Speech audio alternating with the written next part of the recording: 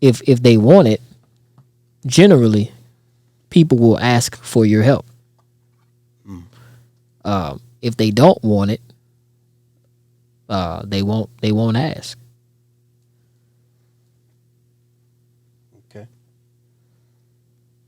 I mean, it's just like when I was saying that I don't see single parent households is a bad thing. Sometimes they have to experience that. I hope we didn't.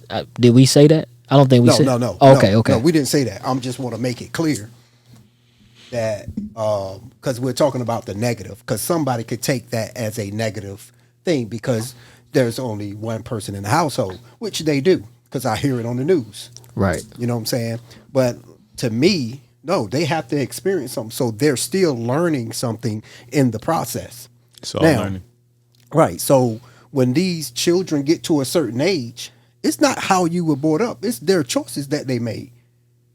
They the ones make these choices on being influenced by certain things. Now, to dive into that a little bit more, right? And I'm not going to necessarily get into statistics right now, right? I'm just going to say general things for the generalization of the conversation. Okay, so when you take the statement that you said and you look at households who are influenced either by three categories, either married couples, single mothers, or single fathers, right? And let's put the umbrella of decision making over these three households. Right. What does that look like as the next generation develops?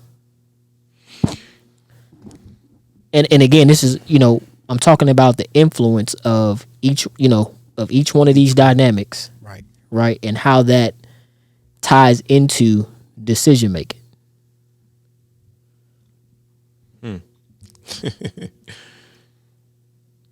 It's interesting, right? Because you have to take all these paradigms and we got to look at each and every paradigm and what thought these people come from. Now, and like you say, I can only go on my experience of what I've seen. I've seen both. Right. I've seen single parent household, a child from that go in a direction that may not be well fitted for his ideas. But I've also seen a 2-parent household, and this person gives a choice.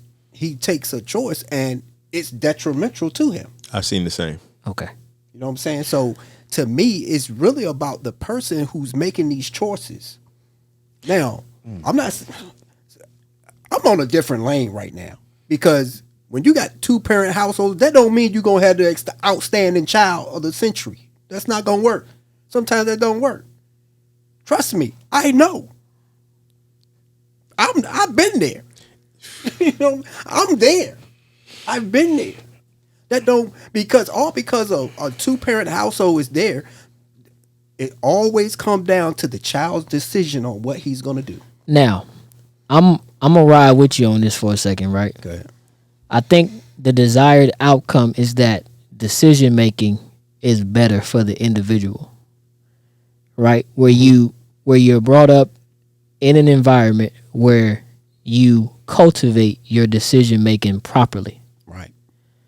So for an example, thought forms. I think Zach touched on it earlier. The thought forms that you have, they influence how you make decisions. Mm-hmm. Now, the dynamics, whether it's married couples, single fathers, or single mothers, right? There's a sphere of influence there about how you associate, your ability to make a decision based on those dynamics. I would use the word how you express through those dynamics. Okay. It's an expression. Like if a person that's raised with mother and father, it's an expression that's coming from that dynamic. A person who's just raised with their mother, and I'm speaking whether you're male or female or both. It's an expression that comes from that dynamic, and there's so many other influences around that. You may have uncles in, like I said, I had uncles in the house. So you may not. You may have more aunts than uncles. You may have a mixture of both. And then likewise with a single father raising his children, it's an expression that comes from that. And then you have those other dynamics that circled around that. So ultimately, and I know we're going to get to the statistics later, I think that choice is very, very big in how that expression manifests into the world. Right. It's funny because I was in Florida around Christmas time this past, New Year's, Christmas time, and I made a statement to my uncle. And if he's watching, I'm listening to you, Unc. Sometimes it may seem like and this is the one that we go back and forth. Oh yeah, bro. Uncle Ronald. I'm gonna drop his name, Uncle Ronald. And I said, if a person wants to be wealthy, they should. You don't take advice from somebody that's broke. Maybe they could give you information about what happened, why they broke. But you want to surround yourself with wealthy people or business people or people like that. He said, you believe that? Right. I said, I would like to think that's the truth. You surround yourself with like minds and so on and so forth, and you succeed in that area. He said, well, you come from a God-fearing household. Right. Your grandmother was a God-fearing woman. Your mother's a God-fearing woman. Your uncles, me, I'm a God-fearing man. Right. That has influence on how, when you go out into the world, how you're gonna express. And I'm paraphrasing. Right. And I was quiet. Yeah, because he got me. And not in a bad way. No, it really, right. You know how I get. I go into that place and I'm Right. like, you right, Unc. Right. It's a balance. It does have an influence on you Okay. to a certain extent, Yes. right? Because goals, ideas, and identity, they change the further you go away from the family. You meet new people, you embrace Right. different identities, and you embrace different ways to do things. So he's right. It did influence you, Right. right? And I probably would echo something that you said last week. It established a foundation Okay. of Yes. which, when it's all said and done, that's probably your check and balances for your decision making. I mean, because as far as as long as I've known you, right, you've always done that, right? You always go back to, well, I feel what you're saying, but that's not really aligned with, how I'm structured to do things. Right. You know what I mean? So like, that's absolutely correct. Yeah. And it's not that you can't learn from somebody that don't have money Right. to get rich, because you can see them and say, "Oh, I don't want to be like that. Right. Let me change my choices." And you change your choice, next thing you know, you may end up being a millionaire. Right. So, to me, like I say, every situation is a learning situation. Whatever situation you're going to be in, you're going to be learning, you're going to be experiencing. Your mother may experience something totally different than what you experienced Right. in that lane. Right. Even from your father. A lot of times your father may set a path for you to follow after him, but that doesn't mean you have to. Right. Because it all comes down to learning and experiencing these ideas or these things. No, I was gonna throw a stat out there real ahead. quick. Okay. Go ahead. Right. So you used the dynamic about making money. Somebody said that. Right. Okay. Right. So like,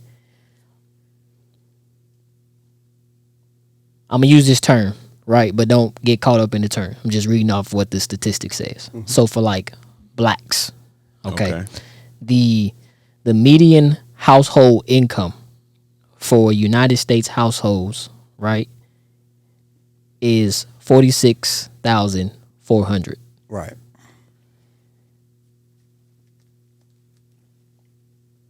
The border analysis shows that 52% of all U.S. households earn less than $50,000, while 48% make more than $50,000. How many percent more? I'll read it again.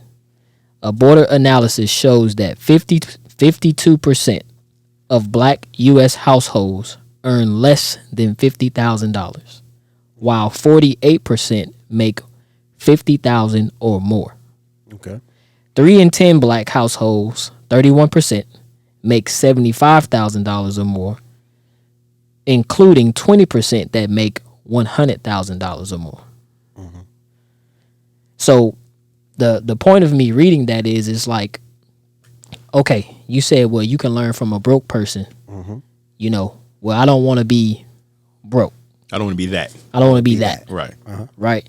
But based on, and you know, all of this data is subjective to your understanding of it and like what you think of it, right? But as it's reported, right, not many of us are over the threshold of $50,000. Right.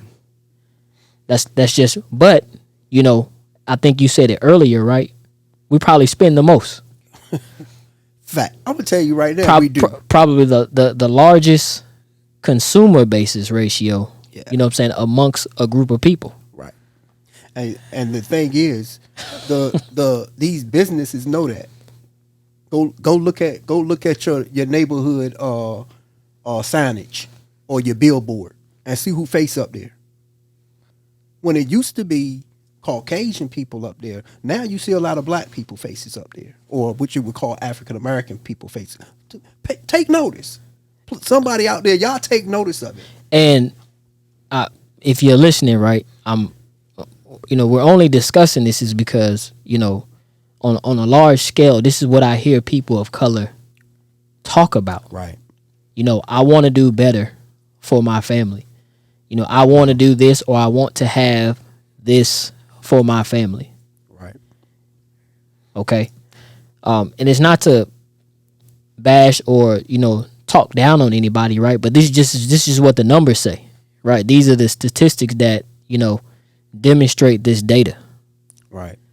You know, so as we go back into the influence, right? That this first sphere of influence, right, with family. Zach made some good points about, well, he made a point about coming from a God-fearing home, which is told me, yo, very good. Right. Right. You God-fearing, brother? Oh, I don't fear God. It's developed over time. I don't fear God. I fear me. You know what? That's gonna be another topic. Right. That's another show. Yeah, just jot that one down for the next one. That's gonna be another show. Facts. You know, a lot of people think that, but yeah, I get that. Go ahead. But what influence did your family play in your financial literacy? Right. Is that a question? I mean, you can choose to answer it. Well, you know, it's all good. I mean, I'm just based on what we're talking about, and you know, economics is just one portion of the family structure. Right. Well, for me. Wait, and if I can add, right, I probably even suggest that, you know, because we probably lack some of that education, it's the reason why people move in a lot of fear-based actions. So they might take things from people that don't belong to them, Right. thus creating a cycle where they, you know, they at a disadvantage. Right. Right. You know what I mean? But there's ways to learn how to do things economically if you're willing to do that. So again, you know, you might have saw something, you might have heard something, you might have seen people act a certain type of way, and that could have influenced the decisions that you make Right. as it pertains to money. Right. Yeah. Go ahead, Yeah. it's okay. Well, I would say this. I think it did have an influence on me in my coming up, but I think it had always been in me is to run my own business and do my own thing. It's just something I just can't. I'm not the one for people to tell me what to do. Let's say that. I have an issue with that sometimes, but maybe that's just me and I need to control that a little bit more. But I've always thought that having my own business, moving differently than most people just going out and having a job. But what happened was when my mother got remarried, it happened to him and his family. They had their own business, which was a family business. So it really just took me to a whole nother level to say, okay, well, I definitely can do this. If my stepfather's father done this and he done it without an education, with a fifth grade, dropped out at fifth grade or whatever. And if he started this business, I know I could go out here and start a business with no problem. But those are the things that helped me go into doing a business. But like I said, it always been in me. So I'm gonna throw something at you, right? What you're describing is what psychologists would say, either the associative network or the priming effect. Okay. Right? And the priming effect, it occurs when, an individual's exposure to a certain stimuli influences their response to a subsequent stimuli. And that can happen whether you're aware of it or whether you're not aware of it. Right. So like you were saying, like you saw somebody in your family do something, right? And because you saw that, as you went out, Right. You responded to that type of awareness Right. based on what you saw. Right. Now, whether or not that, that was, it gave you dividends or not, that's something for Right. completely later, right? But Right. I think that the priming effect for people of color, I think we all get caught up in that. Right. Right. And like I say, it comes down to choices. Because everybody that came through that paradigm that I came through, a lot of people came through it. A lot of them didn't want to own their own business. They just wanted to work. So what I'm gonna say is that those certain stimuli are often related to words or images that happen on a daily routine, and you see it or you hear it all the time. So like all you got to do is, or they did this and that worked for them, If and you want X, Y, and Z, you got to work hard. right. Yeah. You know what I'm saying? So boom, that's just one dynamic. Right. The economic or financial literacy / stability within, this particular household, people of color. Right. Yeah, that's good, man. I hope people's getting this. I'm hoping the listeners getting it, because it's so much in it that will take us away from certain dynamics. Because once somebody put the thing out there that no, this is negative, we are hot right on it. That's the first thing we'll do. We'll hop right on that. And I'm like, yo, what are we doing? No, don't hop on that. Go to the other box, or get out that box or that mindset that puts you in that situation. You need to get up out of there. In Hebrew, the word is shub. Turn. Turn, right. Or in English, they say repent. Or repent, which means which only means changing of the mind. Changing of your mind, changing of your frequency, changing of your vibration. Can I throw another word in there? Go ahead. It's a radical. words It's a radical change in mind or behavior. Radical. And a lot of times we can say, well, I'm going to change my mind, or I'm going to change my frequency on something, right? But we procrastinate. I was just going to ask you, like, if somebody was to do a radical change, how does one do that? Because it's people that talk about, I need to lose weight, I need to start working out, I need to start my own business, I need to I need to draw. What did Yoda say in Star Wars? There is no try. You either do it or you don't do it. Right. And So would you say you shouldn't even say it out loud if you ain't going to just do it? No. You shouldn't even be like, man, I've been thinking about, man, you should just shut up. you just go do it. But this is the thing. Once you say it, you put it out in the universe. You already put it out there. You put it out there. Right. Now It's a follow-up. If you don't follow up, it's something else coming back. Well, Whatever I don't know what it is, but it may come back. What's going to come back is what you deeply hold as your conviction. Right. In reference to the thought. Right. Like, and I've been there, right? Which caused a dis-ease. Yeah. But that's what you hold as the deep conviction. So the manifestation of your choices, or you could say what you didn't choose to do, what you didn't put action behind your deepest conviction, is what you're living. Right. That's exactly what you're living. But see, where I think where we get caught up is we have not yet learned how to discern between the two. So what I think is like, this is where I'm gonna throw this in here, right? This is where the independent path of spiritual initiation comes into play. Okay. Because it's through these venues or choices, priming effects, different circles of life that you encounter, right? You're introduced to your own personal independent path of spiritual initiation. Can I say something that Chris Brito said? Go ahead. She said, I find sometimes I say things and then a catalyst happens for me to do it when it is time. Like she'll put something out there. Okay. And then something happens that actually drives her in that direction. Right. And what I would say to that is that I and again, I think that, what's being demonstrated in that statement is like, that's what you hold as true. As a truth. So you are looking for something to push you.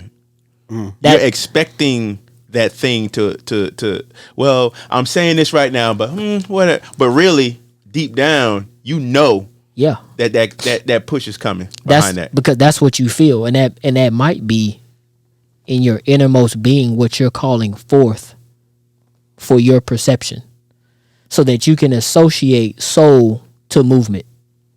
Right, because it's only a vibration. 100%.